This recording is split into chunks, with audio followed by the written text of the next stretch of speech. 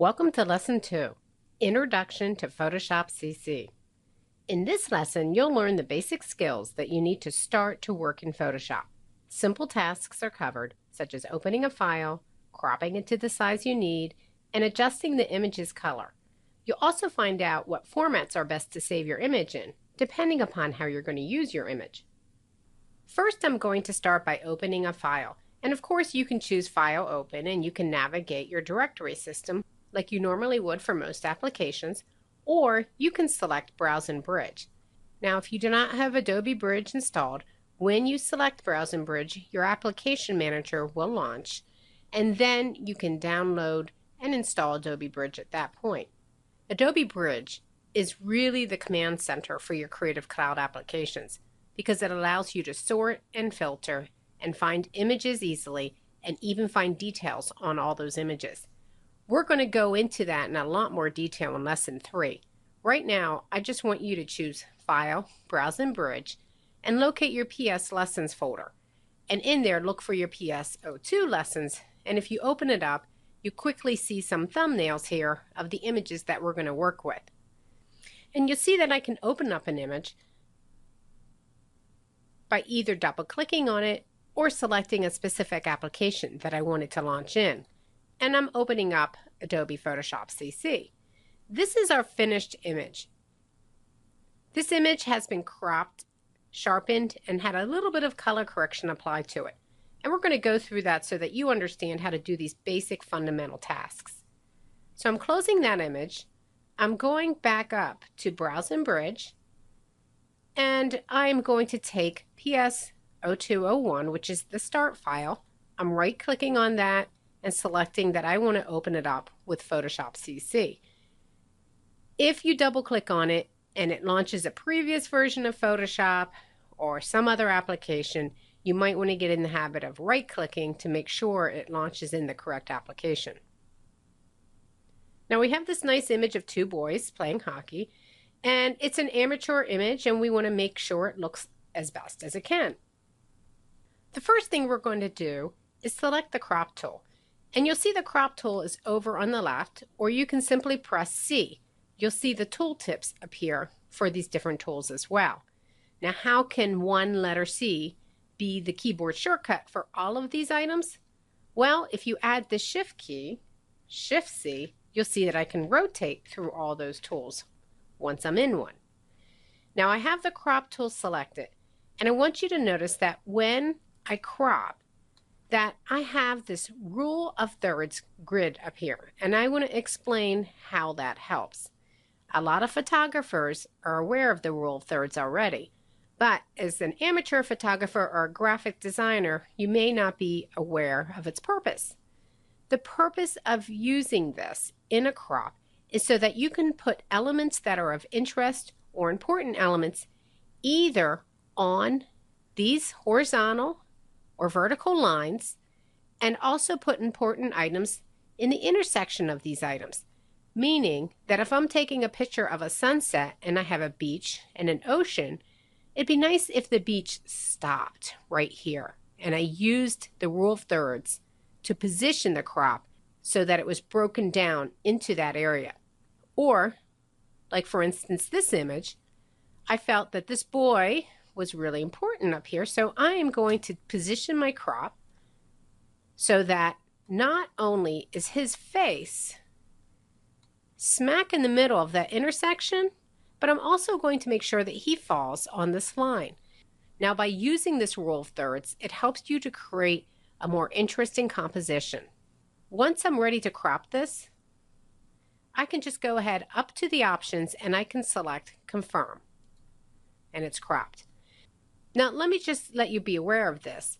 If I am cropping, I don't have to use the rule of thirds. You can see that up here in the option, I can select a grid, just a regular old grid, diagonal, even something called the golden ratio or the golden spiral. And so if you understand grids and you've been working in design for a while, those can help. If not, we give you more details in Chapter 2 of the book. Next, I'm going to return back up to the Move tool after I tell it I don't want to crop. And that's just because I went back to show you the grid. And I want to make the image look a little better. I know the colors are off a little bit, but I'm not quite sure how much. I'm not going to spend a lot of time on color correction at this point because this lesson is all about introducing you to the basic fundamentals. We do spend a lot of time in lesson 6, which is on color correcting an image, so you can read that chapter later if you want more details about color correction. For this, I am just taking my layers panel and I'm dragging it out by clicking on the tab for layers. This is just so you can see it a little bit easier. You'll notice that down at the bottom I have an icon that looks like a half moon, and it indicates that I can create a new fill or adjustment layer. I'm going to click on this and select curves. Now there are a lot of things you can do with curves, and we do take advantage of this throughout the book, but you'll notice I can lighten and darken the image. I'm grabbing the midtone there of the curve, but there's also some simple presets you can take advantage of. I'm just going up to the preset for this image and I'm selecting that I want medium contrast, and you'll see it just makes it a little bit more high contrast. I'm also looking at the image and I want to make sure that there's not a color cast. Now a color cast is when your neutrals or gray aren't really equal amounts of red, green, blue. There's a little bit of a cast to them, so your image might look a little purpley or yellow depending upon the lighting and how the image was shot. But to get rid of that quickly, and again this is a quick cheat, this eyedropper allows me to select a neutral gray in the image and balance the image based upon that selection. So for instance, I can take this tool and come over and click on something that I know is gray or a shade of gray, and when I click on it, you'll see that it balances the image. You saw that the flesh tones became a little bit more accurate, and if I undo, you can see the difference. A little bit of a cast was in there. Now, as I said before, read lesson 6 for more details on color correction. That's a down and dirty, quick, easy tip that can help you to get started. Next, I'm going to close the properties panel by collapsing it with those 2 arrows to the right, and I'm going to click back down on my background. Now this background is my actual image area, and you notice that when I created a new fill or adjustment layer, that it created an additional layer that I can turn off or on, or I can double click on that curve icon to go back to that curve and make any edits or changes that I want. But I want to sharpen the image right now, so I'm clicking on background and I'm going up to filter and I'm selecting sharpen, smart sharpen. And I have a little preview here that I can turn off or on by clicking and holding on that preview. And you can see my image looks a little blurry, and when I release, it looks a little bit more sharp. Now you can set the amount of sharpening, and this really depends upon the subject matter. So typically for children, you can make this pretty high, so I'm going to type in 250 for that.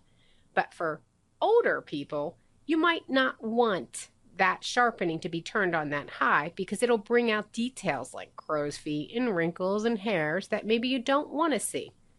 Typically the radius is left at 1, and what this radius is indicating is a little bit of a halo that is between items of contrast. So you can see a little halo going around this boy's head.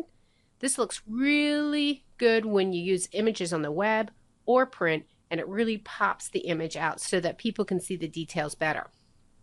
We go into more detail about sharpening in lesson 6 as well. For now, we're just going to set the amount to 250, leave the radius at 1.1, and click OK. Now let's say that I want to use this image in some other format. Let me quickly go through the formats. When I click on File, Save As, you'll notice that I have several selections here. Photoshop and JPEG and some other ones that might be familiar to you. If I am taking this into an InDesign file or Illustrator or some other Adobe application, I generally can leave this in the PSD format, which is probably the best format because it will maintain my layers and allow me to go back and make edits more easily. If I'm taking it to the web, I probably wouldn't use the Save As. I would cancel this, I would keep my original PSD or Photoshop file and select File, Save for the Web. And then depending upon how my image is going to be used, I would select a different format. If you look up here in the presets, you have several presets that you can use. GIFs are generally used for solid color items like logos or what's called vector art, so maybe maps or graphics. If you have images, you generally want to use either a JPEG or a PNG. Probably the best format for saving for the web is PNG 24, but it does make a larger file than you'll get with a JPEG, even high, low, or medium.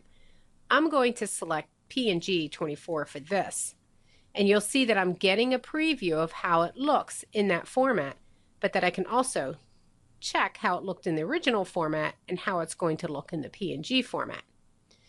I don't really need transparency for this, so I'll uncheck this, and I can change the size at this point if I want. I'm going to go ahead and save this and leave it the same name and just put it out on my desktop.